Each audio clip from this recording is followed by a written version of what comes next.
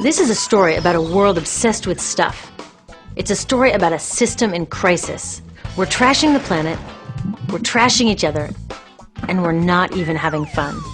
The good thing is that when we start to understand the system, we start to see lots of places to step in and turn these problems into solutions.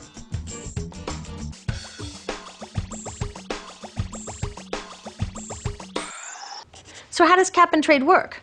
Well, pretty much all serious scientists agree that we need to reduce the amount of carbon in the atmosphere to 350 parts per million if we want to avoid climate disaster. In the US, that means reducing our emissions by 80%, maybe even more, by 2050. 80%!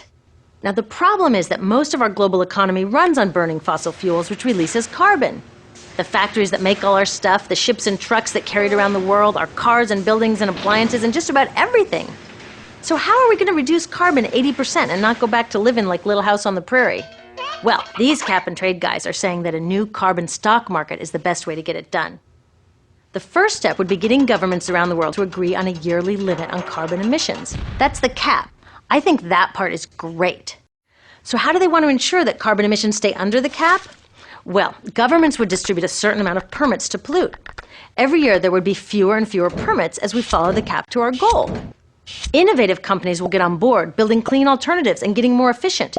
As permits get scarcer, they would also become more valuable. So naturally, companies who have extra will want to sell them to companies who need them.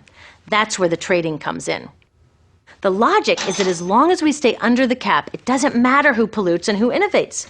We'll meet our climate deadline, avoiding catastrophe, save the planet, get rich. What's not to like?